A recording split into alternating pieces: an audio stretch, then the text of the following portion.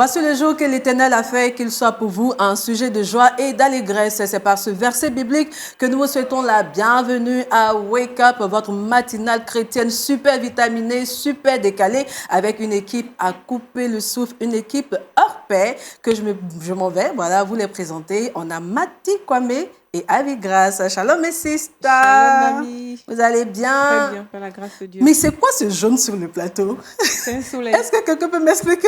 C'est un soleil levant sur ce plateau. Le soleil levant. Merci ma chérie. le soleil. Le soleil. Le soleil de quoi? Jérusalem, c'est ça? Oui. Ok, Oui. le soleil de Jérusalem. De là. Allez, c'est super les filles. Installez-vous bien. En tout cas, c'est une très belle coïncidence, hein, les amis.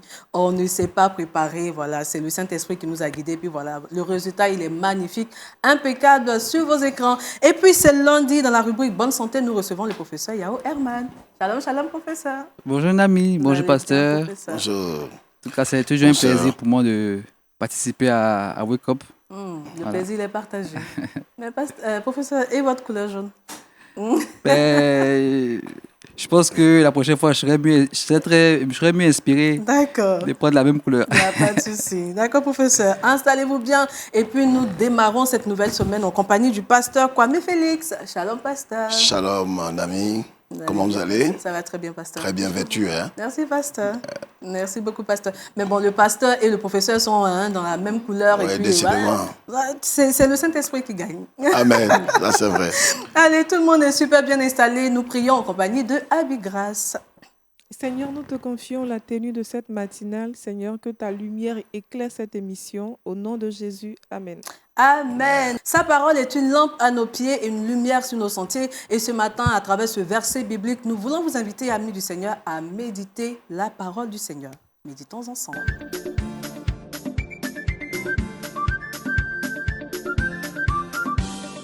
Pasteur, Amen. Notre thématique de ce matin est « Plus de joie à donner qu'à recevoir » selon Actes 20, verset 35. Tout à fait. Vous avez toute Voilà la ce place. Amen.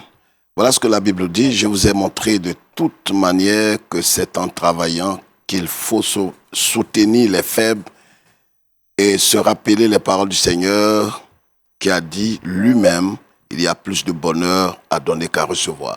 C'est une parole, certaine parole forte, une parole qui nous émane du Saint-Esprit et une parole qui doit nous aider à comprendre aussi la pensée du Seigneur. Vous savez tous avec moi que le premier donateur n'est personne d'autre que Dieu lui-même, Dieu le Père, dont il est dit de lui en Jean chapitre 3, le verset 16 que nous connaissons très bien. Dieu a tant aimé le monde qu'il a donné son Fils unique afin que quiconque croit en lui ne périsse point mais qu'il ait la vie éternelle. Il y a beaucoup de joie, beaucoup de bonheur à donner. À donner la joie, donner le bonheur, donner l'amour, donner véritablement ce qui nous est cher aussi à d'autres personnes parce que le Jésus le dit, tu aimeras l'Éternel ton Dieu, les deux grands commandements, tu aimeras l'Éternel ton Dieu, mais tu aimeras aussi ton prochain comme toi-même. Ce que nous avons de très cher, nous pouvons aussi partager cela avec d'autres personnes et c'est en cela que nous allons révéler et montrer que nous sommes réellement disciples de Jésus-Christ. De quoi je voudrais vraiment, qu'est-ce que je voudrais souligner à travers ce passage? Au-delà de l'amour que nous partageons, au-delà du bien-être que nous partageons avec les uns et les autres, Dieu est d'abord le premier donateur, comme je l'ai dit, et nous aussi, nous devons marcher à sa suite, nous devons être les imitateurs de Jésus-Christ qui a donné sa vie à la croix pour que nous ayons la vie éternelle. Aujourd'hui, plus que jamais, surtout que nous sommes en ces temps de la fin et nous sommes en fin d'année, vous avez appris au travers de votre chaîne que Lumière du Monde Télévision a lancé son appel annuel, l'appel de fonds, à soutenir cette vision. C'est une vision, ce n'est pas une ambition. Je m'évertue à le dire depuis près de 16 ans que c'est une ambition, c'est un homme qui se lève un matin, il veut faire quelque chose à l'honneur de Dieu, pas mauvais, mais c'est parce que Dieu attend de nous. Mais quand Dieu donne une orientation divine, il donne un appel, il donne une directive, il faut respecter cela. C'est cela aussi la vision. Et pour soutenir cette vision, nous avons besoin de saisir la main d'association qu'LMTV nous tend depuis quelques mois maintenant. Nous devons le faire. Apporter librement, je souligne, apporter librement, sans contrainte aucune, et à cette vision pour qu'elle continue d'exercer sa mission qui n'est rien d'autre qu'arracher les hommes des ténèbres pour les conduire à la lumière qui est Christ. Il y a plus de bonheur à donner. plus de joie à donner, plus de grâce à donner qu'à recevoir. Il y a des gens qui reçoivent tout le temps. Nous recevons beaucoup d'émissions comme Wake Up aujourd'hui, comme Point d'accord, comme Parole de vie, comme le culte, qui vous fait énormément de bien. Mais en retour, qu'est-ce que nous faisons pour le Seigneur? Pas seulement juste pour les hommes, mais qu'est-ce que nous faisons pour l'œuvre de Dieu, pour le ministère LMTV? Je crois que c'est l'opportunité que le Seigneur nous donne à tous de pouvoir apporter notre contribution pour que cette vision continue d'émettre et continue de servir. Amen. Merci beaucoup, pasteur. Alors, je rappelle notre thématique de cette exhortation de ce matin, plus de joie à donner qu'à recevoir. Et puis, cette exhortation nous a été donnée par le pasteur Kwame Félix. Et puis, nous vous encourageons, bien-aimés du Seigneur, à encore donner, soutenir LMTV afin que l'œuvre du Seigneur soit répandue partout dans le monde entier jusqu'aux extrémités de la terre. Et puis, je vais me tourner du côté du professeur Yao Herman. Voilà. Quel est votre message pour tous les téléspectateurs de Lumière du Monde Télévision qui nous suivent concernant l'appel de fonds annuel? Et puis, je rappelle que l'appel de fonds, c'est cette période mise à part, cette période de l'année mise à part pour que le peuple de Dieu apporte son soutien financier à LMTV.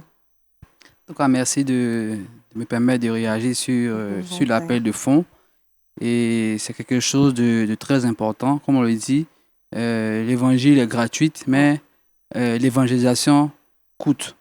Et si on veut pouvoir aller au-delà des frontières, on veut pouvoir transmettre la parole de Dieu à tout le monde, il faut pouvoir avoir des moyens, avoir de quoi faire des campagnes, avoir de quoi continuer de faire fonctionner LMTV et toutes les activités.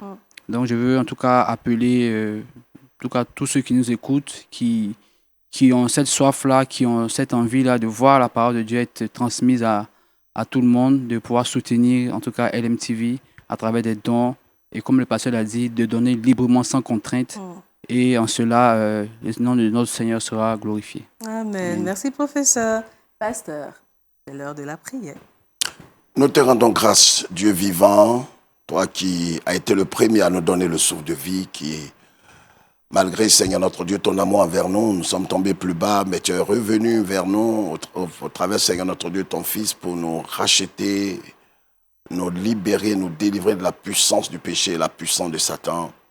Nous te prions, Seigneur, de nous donner la force, l'intelligence et, Seigneur notre Dieu, la connaissance nécessaire afin que nous puissions aussi en retour appuyer ta vision, appuyer, Seigneur notre Dieu, ton ministère au travers de l'MTV. Bénis-nous tous et accorde-nous ta grâce au nom de Jésus. Amen. Amen. Merci, pasteur. Alors, ce matin, allons à Culture Actu en compagnie de Abby Grace.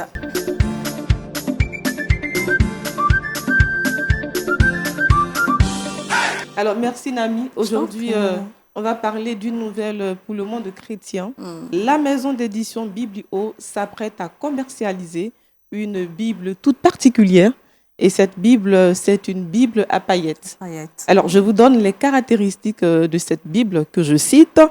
Le volume est paré d'une couverture scintillante. Elle sera proposée au prix de 34 €. Et je dirais qu'elle sera déclinée en 3 nuances que je cite. Violet profond, bronzé doré et multicolore irisé. C'est une Bible qui va nous permettre non seulement de joindre le beau et l'instruction. Alors, pour toutes ces personnes-là qui seront en France, cette Bible-là va paraître, je cite, le 9 janvier 2026. Et cette maison d'édition est située à Paris. Nous vous convions à prendre part à cette édition qui sera une bénédiction pour tous les chrétiens francophones, pour tous les chrétiens du monde entier.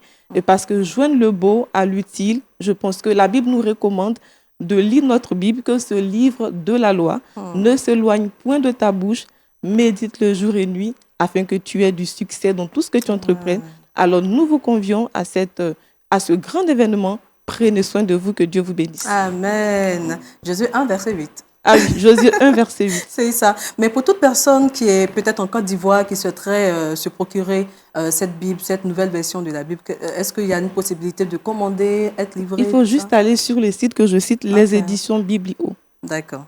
Merci beaucoup. Pasteur, que pensez-vous de cette belle innovation? Non, mais c'est une bonne initiative. Une bonne initiative. Depuis des centenaires, je crois que on a eu plusieurs versions de la Bible, Darby, Luségon, Auto Osterval et Auto. Aujourd'hui encore, une autre version sort, seulement qu'il faut faire très attention. Moi, c'est ma petite parenthèse parce qu'il y a d'autres versions qui sont sorties où on a tout fait pour enlever, pour ôter quand même de la substance même, vraiment, de l'écriture. On a enlevé certaines choses et on a voulu vraiment contenter certaines personnes, certaines organisations, faites dans le sens de tout ce qui est perversité au tout étant, parce que tous les versets qui condamnent vraiment cette perversion, vous voyez un peu au niveau de Sodome, alors on a essayé de contenter tous ces gens pour enlever tous ces versets pour que tout le monde soit d'accord. Ça, c'est l'œcuménisme qui prend un peu de la place. Donc, nous sommes vraiment pour que la Bible soit vraiment vulgarisée, popularisée, mais en même temps, il faut faire très attention pour ne pas que certaines versions viennent encore étouffer la foi et détruire la foi. D'accord. Merci beaucoup, pasteur. Professeur, une Bible à paillettes. Donc, comme Abid a dit, si on peut joindre l'utile à l'agréable, pourquoi pas. Mais effectivement, je suis d'accord avec le pasteur pour qu'on fasse attention aux différentes versions de la Bible qui sortent, parce qu'il faut toujours garder l'essence du message qu'on a reçu. Et le plus important, en tout cas, comme elle a dit, Josué 1:8, c'est de méditer la parole jour et nuit. Qu'on a une Bible à paillettes ou pas, il faut la méditer jour et nuit. Mais effectivement, je pense que c'est bien, il faut l'encourager. Si les païens font de sorte à avoir de belles choses, pourquoi pas aussi, et nous aussi. Voilà. Et c'est sûr que c'est uniquement des femmes qui pourront se procurer ces Bibles. Avec les paillettes, tout ça. Merci beaucoup, Avigra. C'est l'heure de la vidéo du jour et ce matin, notre vidéo nous parle de Polygone, un système biomimétique imaginé par des diplômés de l'université de Princeton. Cette innovation, j'y arrive, est capable de piéger tous les microplastiques contenus dans nos océans. Vidéo du jour.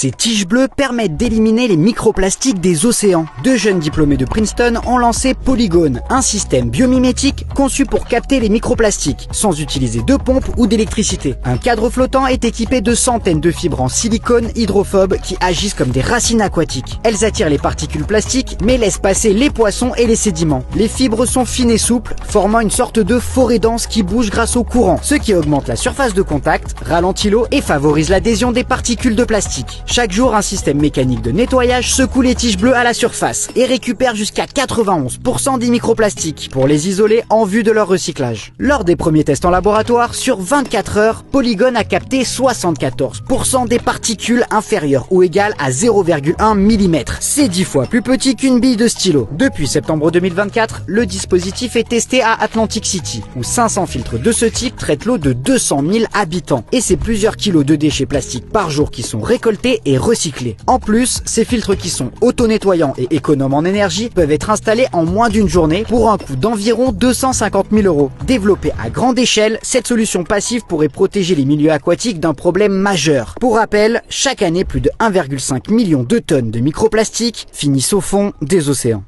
Très belle innovation, c'est une technologie simple, brillante, qui redonne de l'espoir, qui est porteuse d'espoir voilà, pour nos océans, pour notre planète et surtout qui redonne goût à toutes les espèces animales aquatiques. Et puis nous, on apprécie de telles innovations et c'est pas Mathie qui nous dira le contraire. Exactement, C'est je ne sûr, dirai pas je le savais. contraire. Je vais juste rappeler le nom des inventeurs qui sont diplômés de Princeton. Il s'agit de Nathaniel Banks et Yi Dian Liu. Et je rappelle que pour ceux qui n'ont pas compris la vidéo, j'ai une petite note d'information. En fait, l'invention, c'est juste pour nettoyer donc le fond marin. L'idée est de nettoyer les déchets marins sans recourir à des plongeurs et ce qui peut être dangereux et peut vraiment scalable parce que c'est difficile avec les déchets. Ça peut attraper et faire perdre la vie humaine. Et puis, le cœur de ce système est un vaisseau de surface vraiment d'équipage qui aide vraiment à nettoyer en profondeur. Donc, vous avez vu dans l'explication, on a montré les fibres qui retiennent le plastique, qui en font ressortir et ça donne ce que nous avons vu dans la main du monsieur. Et c'est vraiment intéressant comme innovation, surtout qu'on sait que de nos jours, la mer, les océans contiennent vraiment beaucoup de plastique, déchets plastiques. Et si on peut lutter contre cela, c'est toujours à saluer. À saluer, n'est-ce pas? Mathie a tellement raison. Je pense que c'est un projet qui mérite d'être souligné. d'être porté haut parce que c'est un projet à caractère social qui apporte beaucoup d'espoir à la population parce qu'ils aident même près de 200 000 habitants. Donc, c'est vraiment un grand projet qui mérite d'être porté. Et moi, vraiment, j'aimerais dire merci à Dieu parce que c'est Dieu qui donne l'intelligence. C'est Dieu qui a permis à ces étudiants-là d'avoir en tête ces projets-là. Et on lui dit merci parce que quand on regarde ça, on a la crainte. Dieu, il nous donne l'intelligence, il nous aide à faire des projets. Et la Bible dit dans Proverbe 16 qu'il faut recommander tes projets à l'Éternel afin que tes projets réussissent. Donc, on ne peut que féliciter ces étudiants-là. Merci beaucoup, Abi-Grâce. Professeur. C'était une très belle vidéo, ce qu'on vient de voir. Et qu'est-ce que ça m'inspire? Ça montre comment Dieu a rempli l'homme vraiment d'intelligence pour pouvoir créer des choses, inventer des choses et qui ont un impact vraiment écologique important. Et je pense que, comme elle a dit, c'est à encourager parce que ça va permettre de protéger également l'environnement.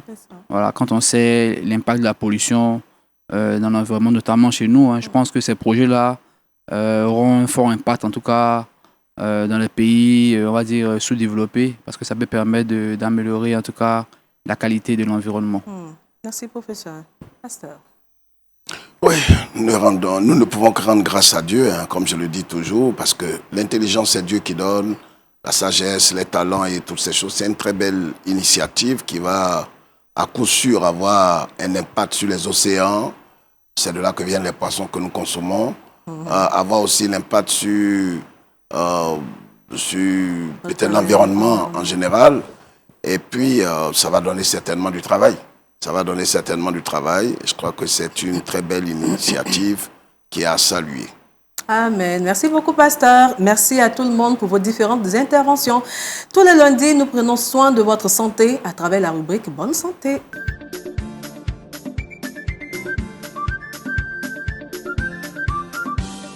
Ce matin, dans la rubrique Bonne Santé, je l'ai dit, d'entrée de jeu, nous recevons le professeur Yao Herman et notre thématique est les maladies cardiaques des enfants. Ok. Allez-y, professeur. C'est bien ça. Donc, effectivement, lorsqu'on parle de maladies cardiaques, en général, on pense à des personnes, des adultes ou des personnes âgées, mais les enfants aussi peuvent être atteints de maladies cardiaques. Alors, il y en a deux types principaux. Donc, il y a les maladies cardiaques héréditaires avec lesquelles donc, les enfants naissent. Donc, ils vont naître avec une malformation cardiaque ou un trou, un orifice qui n'est pas bien fermé, qui devait en principe se fermer avant la naissance dans le cœur et qui va créer des désordres dans le cœur et aboutir après à pas mal de soucis qui peuvent se révéler très tôt dans la vie, dans les premières semaines, premiers mois, ou voire à l'âge adulte, où il y a des maladies cardiaques acquises. Ça veut dire que l'enfant ne naît pas avec cette maladie cardiaque, mais il va la contracter au cours de la vie, suite à des infections ou suite à une autre maladie qui va entraîner une atteinte cardiaque. Alors, c'est quoi ces maladies cardiaques acquises? C'est ce qu'on va appeler des valvulopathies. Ça veut dire que c'est une atteinte des valves. Les valves, ce sont des petits clapets qui sont dans le cœur, qui vont s'ouvrir, se fermer, pour permettre la circulation normale du sang. Lorsque le sang passe, elles vont s'ouvrir, se fermer comme des battants de porte. Donc ces valves-là, elles vont être atteintes en général suite à des infections. Donc parfois 2-3 ans ou plusieurs mois après une infection de la gorge, une angine mal traitée ou des caries dentaires. Donc ces microbes-là vont aller attaquer ces valves-là et créer des valvulopathies qui vont après aboutir à pas mal de problèmes. Et parfois, la sanction elle peut être chirurgicale. Donc il va falloir probablement opérer cet enfant-là lorsque ces atteintes-là sont graves. Alors, comment est-ce que ces maladies-là souvent se révèlent? Donc, en général, lorsque ça se révèle très tôt dans la vie, dans les premières semaines, premiers mois, c'est un enfant parfois qui est tout bleu. Donc, parce qu'il y a plusieurs types de maladies cardiaques, mais en général, les principaux signes, c'est un enfant qui peut être tout bleu, ce qu'on appelle la cyanose. Donc, l'enfant, il est bleu, alors qu'en général, l'enfant, il est rose. Donc, l'enfant peut être bleu, notamment une coloration bleue des lèvres, des oreilles ou de la paume de la main. Il peut y avoir également un enfant qui est très essoufflé lorsqu'il prend le biberon, il n'arrive pas à finir les biberons, il n'arrive pas à finir les tétés, par exemple. Il est très essoufflé. Ou on peut avoir un enfant qui ne grossit pas, donc qui ne grandit pas, donc il y a un retard saturo-pondéral. et qu'il y a une déformation de la poitrine qui est due en fait au cœur qui est de grosse taille et qui ne fonctionne pas bien.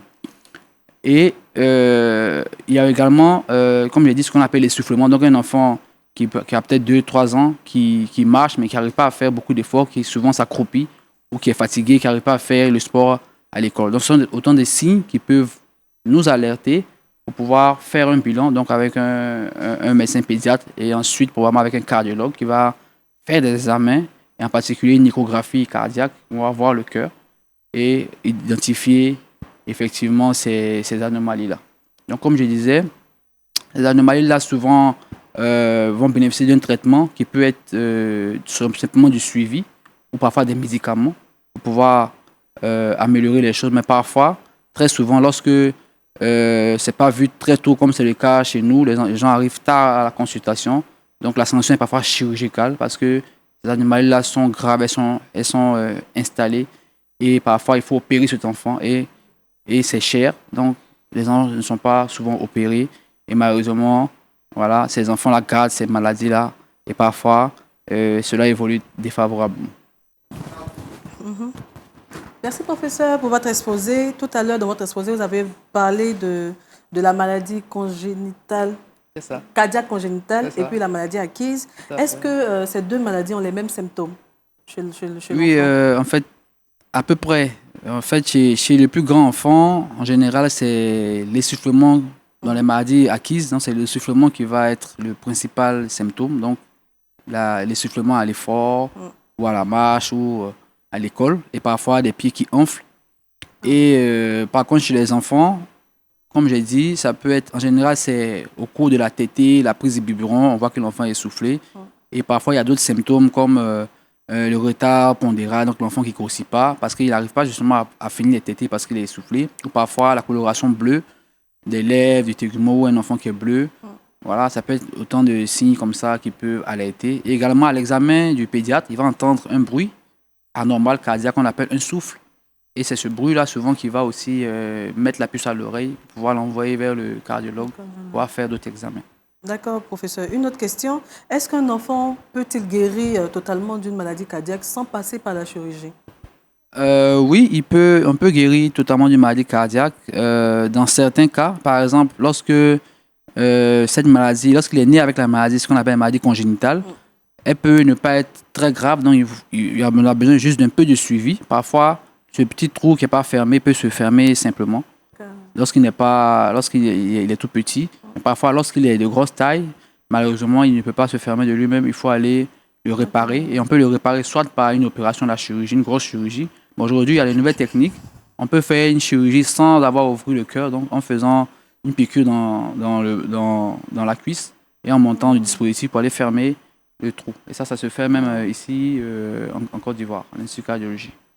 Et ce que je voulais ajouter également, c'est que les causes ne sont pas les mêmes entre les maladies congénitales et acquises. En général, les congénitales sont des causes génétiques. Donc parfois, il y a des déterminants génétiques. Parfois, c'est un mauvais suivi de la grossesse, donc des mauvaises consultations prénatales. La femme qui a contracté la rubéole pendant la grossesse ou qui boit de l'alcool pendant la grossesse, par exemple, peut causer ces maladies-là chez l'enfant. Et les maladies plutôt acquises, donc en général, les valvulopathies, il y en a beaucoup, mais insister sur les atteintes des valves cardiaques. Elles sont plutôt suite à une infection de la gorge qui a été maltraitée et à distance, plusieurs mois, plusieurs semaines, parfois plusieurs années. Donc, on a des réactions qui font que ces valves-là vont dysfonctionner et aboutir à ces maladies-là. OK. Merci, professeur. Allez, moi, j'aimerais dire merci au professeur. J'aimerais savoir, est-ce qu'il y a possibilité que dès la grossesse, on puisse prendre des précautions? Très bonne question. Donc, comme je disais, malheureusement, pour les maladies congénitales, on a des causes génétiques, donc on n'y peut rien. Mais il y a ce qu'on appelle le conseil génétique. Donc, dans une famille où il y a eu plusieurs fois ce genre d'affection-là, on va faire des tests génétiques à la mère pour pouvoir voir le risque qu'elle encourt. Et parfois, même pendant la grossesse, on peut même détecter ces maladies-là aujourd'hui. On peut faire l'échographie fœtale, ça veut dire du fœtus, pour voir est-ce que le fœtus est en bonne santé au niveau cardiaque. En général, ça, c'est lorsqu'il y a un risque important par exemple, elle a un trait génétique qui peut exposer à faire ces maladies-là, où il y a déjà eu un antécédent dans la famille de maladies génétiques. Donc, on peut faire l'échographie à l'ofoetus dans le ventre de la mère. Mais sinon, en général, il faut un bon suivi des conséquences prénatales, il faut faire les vaccins qu'il faut et tout, pour ne pas surtout contracter la rubéole et d'autres maladies infectieuses pendant la grossesse, et éviter l'alcool pendant la grossesse. Et tout ça peut permettre de limiter tant soit peu la survenue de ces maladies-là. Merci, professeur. C'est bon? Pasteur, question, réaction? Non. Ben, on ne peut que dire toujours merci au Seigneur. Et toujours merci au Seigneur parce que Dieu donne toujours l'intelligence, la sagesse et la science aux hommes pour pouvoir aider vraiment sa création. Que bénir le Seigneur. C'est des choses qui, avec la science, aujourd'hui, comme le professeur l'a dit, on découvre très tôt pour tout ce qui est congénital. Et puis, bon, ben, voilà, ils verront comment est-ce qu'il faut aider.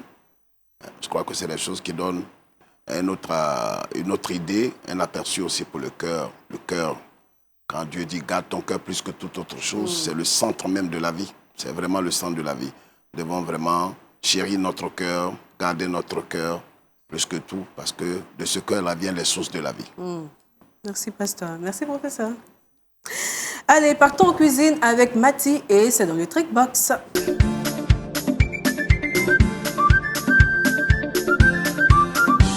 Ce matin, Mathie nous propose des astuces pour récupérer facilement le zeste de citron. Exactement, on continue en bonne santé. Yes. Et aujourd'hui, je vous parle d'une astuce pour récupérer le zeste du citron. Et quand on parle de récupérer le zeste du citron, on sait qu'il faut préalablement râper le citron. Yes. C'est pas seulement le citron, il y a aussi l'orange, et le parmesan, beaucoup d'autres choses. Voilà, la noix de muscade, etc. Je préfère parler du citron. Et donc, dans la famille des râpes, il y en a plusieurs. Il y a des râpes fines, râpes moyennes, râpes grosses, râpes pousses. Alors, ce n'est pas le râpe qu'on connaît, mais c'est la râpe pour pouvoir gratter les aliments, les légumes, etc. Ce n'est pas le râpe gospel.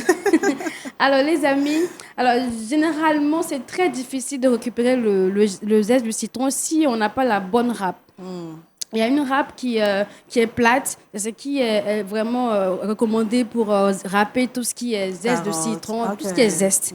Mais les râpes fines avec 4 surfaces, où il y a généralement les surfaces ont d'autres parties vraiment différentes. Quand on y râpe l'élément en question, le fruit, l'ingrédient, c'est très difficile de récupérer parce que souvent on se met à taper.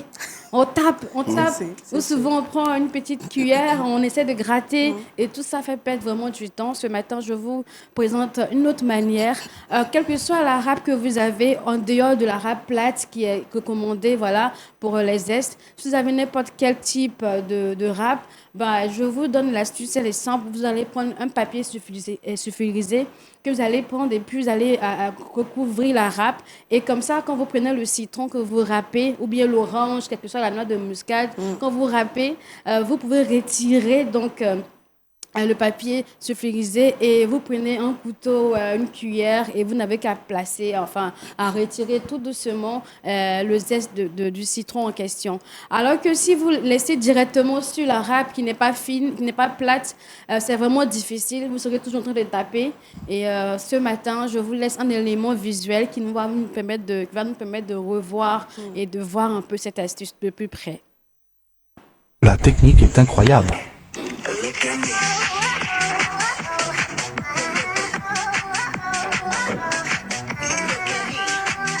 Et puis on a tout ce qu'il faut, on va le tester. Première chose, c'est de couper le papier de cuisson, la bonne largeur, et c'est parti. C'est la bonne largeur. Donc là, parfait, c'est la bonne largeur. T'as le citron ici. On bloque de chaque côté comme ça. Avec mes doigts, je tiens de chaque côté. Et là, on va voir les gars. Attention, on y va. Fou les gars. Il y en a qui tombent là, mais voilà, faites-le bien à plat. Si vous faites bien à plat, il n'y a rien qui tombe. Il faut tout récupérer à 100%. Donc là, bon, je suis pas allé jusqu'au bout, bien sûr. Mais voilà, là, on est plutôt pas mal. Et là, du coup, je le décolle un peu, c'est le but. Il plate, entre guillemets. Et là, regardez-moi ce délire, les gars. Les gars, c'est une dinguerie. Regardez-moi ça. Du coup, ça, tu mets dans un gâteau, une tisane, enfin, ce que tu veux. Et généralement, bien. quand on utilise le zeste du citron, c'est pour parfumer un aliment, un gâteau, voilà.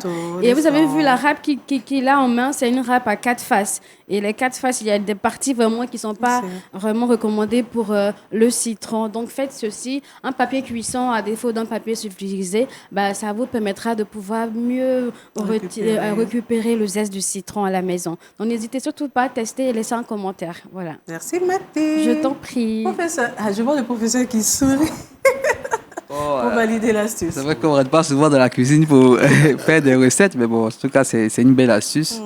Et... Ça nous fait gagner du temps. Ouais. Mais a priori, ce papier il est assez résistant, il ne se déchire pas. Oui. Même si c'est quelquefois la râpe, la lame de la râpe perfore le papier, mais ça ne se déchire pas comme un papier normal. Parce que c'est un papier qui résiste à l'huile et tout. Donc, c'est très bon. En tout cas, je valide. Et puis, c'est alimentaire, hein? C'est pas un papier. Merci, professeur. Le professeur, il a validé. On attend le pasteur. Non, mais moi, je ne peux que valider. Je ne peux que valider. D'accord. Merci pasteur. Avec grâce. Je valide. La mère des validations. Merci Mathilde. Terminons cette émission avec Avec grâce dans le saviez-vous.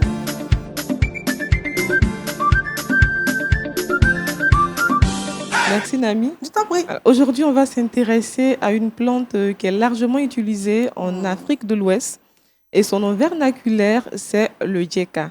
Alors, j'ai appris selon mes recherches que cette plante est un concentré de bienfaits et pour pousser nos recherches plus loin, j'ai décidé de vous donner son nom scientifique. Alors que je vous donne, son nom scientifique, c'est Laconea cordifolia. Je répète, Laconea cordifolia, et cette plante est originaire d'Afrique tropicale. Avec ce nom, vous pourrez pousser encore vos recherches encore plus loin. Que Dieu vous bénisse. Amen. Et puis je rappelle que chez nous en Côte d'Ivoire, c'est communément appelé le djeka. On peut même épeler. On peut même épeler. Oui, vas-y. Alors, l'orthographe, c'est A-L-C-H-O-R-N-E-A, acornea. Le C-O-R-D-I-O-F-O-L-I-A, cordifolia. Donc, je reprends, Lacornea cordifolia. Lacornea cordifolia. Oh, c'est pas facile, hein?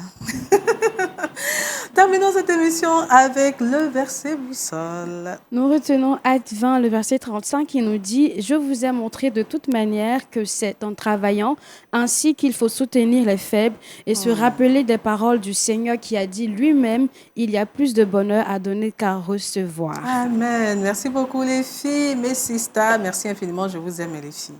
Je vous aime. I love you so much. Et puis, on a terminé cette émission. Professeur, mot de fin.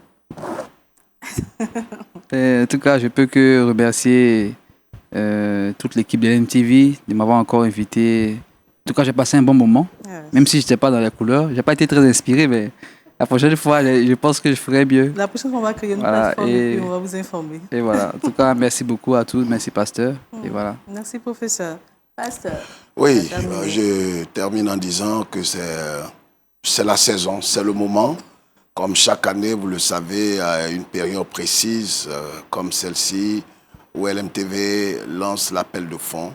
Je crois qu'il ne faut pas se faire prier et surtout, il ne faut pas rester à l'écart, ne restez pas indifférents. Vous verrez tous ces numéros qui s'affichent au bas de votre écran. Il faut faire le geste qui va aider LMTV dans sa vision, dans sa mission. LMTV continue de travailler. Vous verrez encore d'autres émissions, vous verrez encore beaucoup de choses en cette fin d'année. Aider Lumière du Monde Télévision à atteindre la vision que Dieu lui a assignée. Que Dieu vous bénisse et shalom. Amen. Amen. C'est sur ces propos du pasteur que nous refermons officiellement les portes de ce numéro de Wake Up. Bien le shalom chez vous. Bonne semaine. Que le Seigneur vous bénisse et que l'amour du Seigneur vous accompagne tout au long de cette semaine. C'était la team Wake Up. Bien le shalom chez vous.